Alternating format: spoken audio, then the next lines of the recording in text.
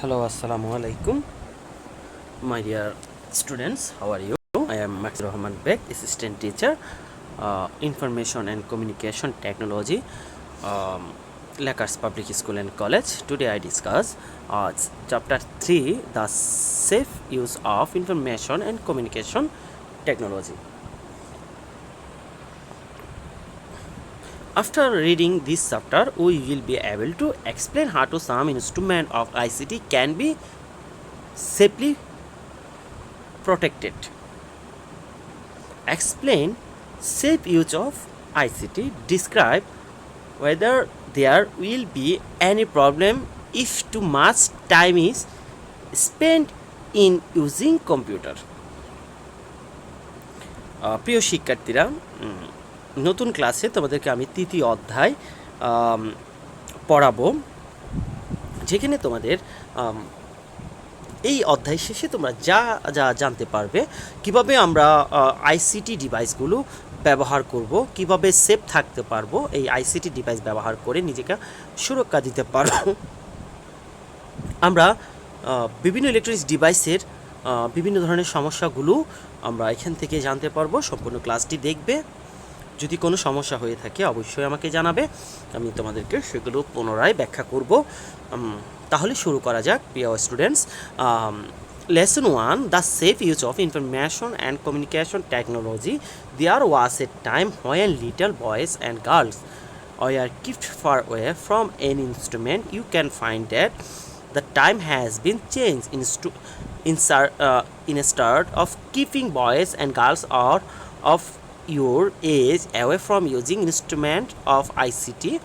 They are encouraged to use those instruments. This chapter has been written to teach you how you can use computer, printer or modem safely and pressurely.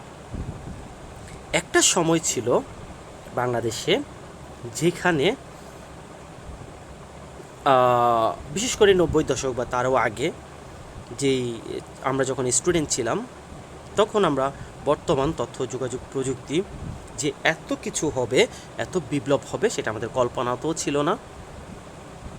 আমরা তখন TV ছিল না মানুষের সবার বাসায়, শোনার জন্য রেডিও ছিল খুবই কম,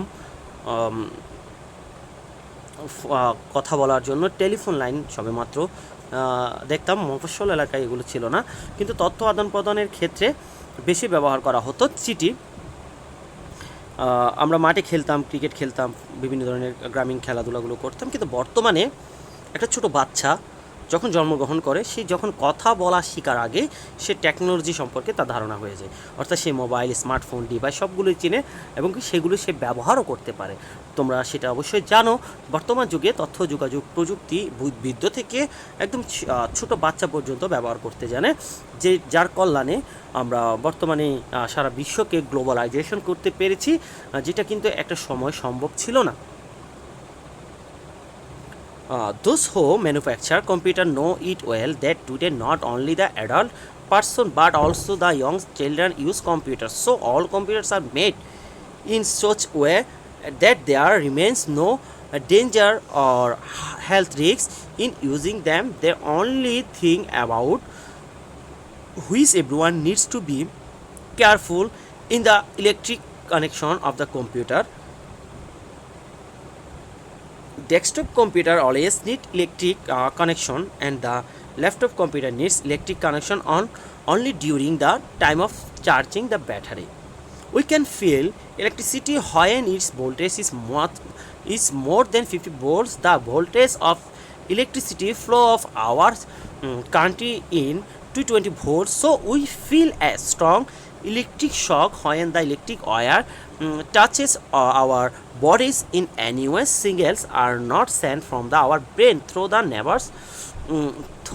nerves to make our hearts beat or the steer hands and legs by using our muscles.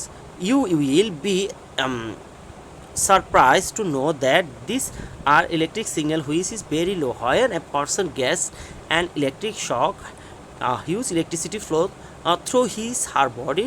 Little signal sent from the brain falls under the strong electric force, so a man cannot move his hand and legs when he become electrified. If it lasts for a long time, his heartbeat may stop, so electric connection should never be neglected. আচ্ছা, তাহলে আমরা এই lesson থেকে কী জিনিসটা বুঝলাম সেটা হচ্ছে আমরা বর্তমান যুগে সবাই বাসায় কম বেশি ইলেকট্রনিক্স ডিভাইস ব্যবহার করে থাকি, যেগুলো পরিচালনার জন্য আমাদের অবশ্যই বিদ্যুৎ সংযোগের প্রয়োজন হয়। আমাদের ল্যাপটপ চার্জ দিতে হলেও আমাদের বিদ্যুৎ কানেকশন লাগে, আমাদের ডেস্কটপ যদি আমরা পরিচালনা করি সেক্ষেত্রে আমাদের কানেকশন লাগে, যখন কারেন্ট চলে যায় সেক্ষেত্রে আমাদের ডেস্কটপ অফ হয়ে যায়।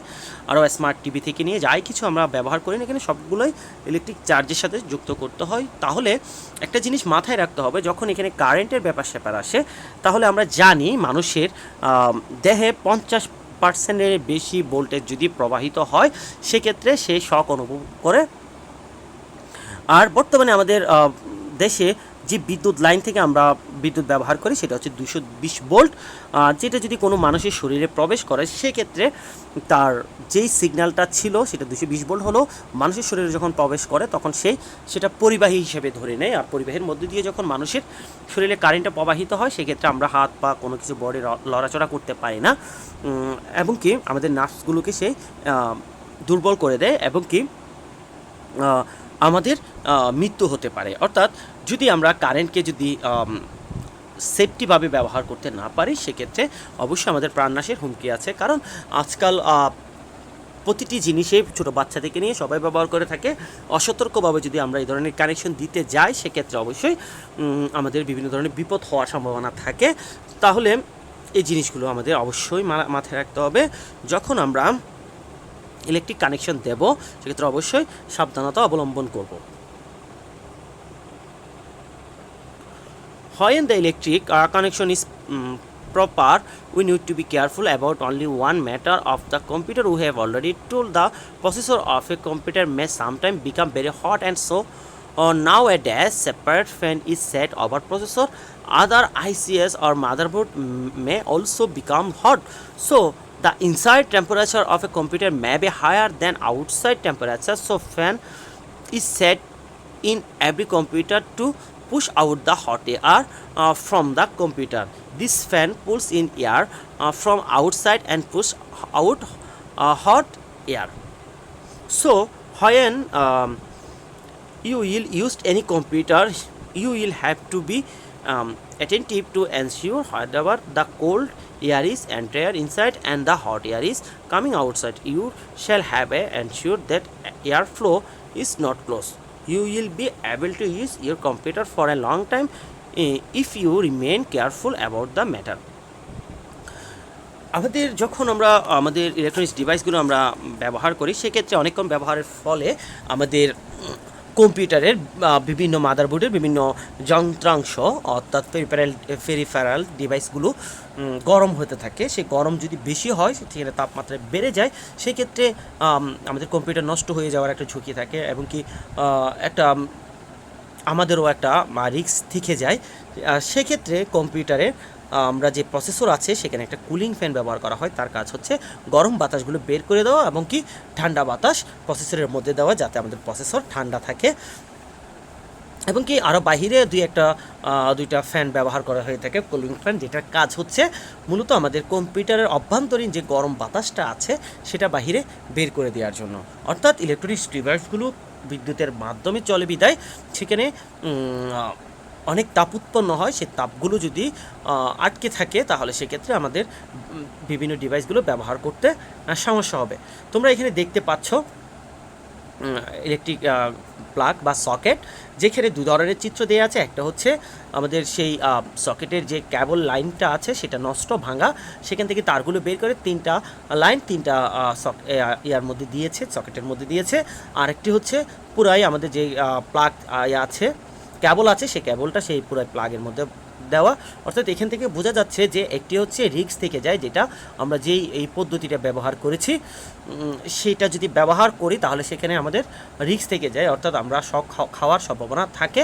কিন্তু অপরদিকে যেটা আমরা ব্যবহার করেছি সেটা আমাদের বিদ্যুৎ, কারণ প্লাস্টিক রাবার এগুলোতে বিদ্যুৎ পরিবাহী নয়, অপরিবাহী, সেগুলোতে প্রবলেম হওয়ার সম্ভাবনা নাই। এখানে দেখতে পাচ্ছ কুলিং ফ্যানগুলো, যেগুলো আমাদের কম্পিউটার ইনসাইডে ব্যবহার করা হয়।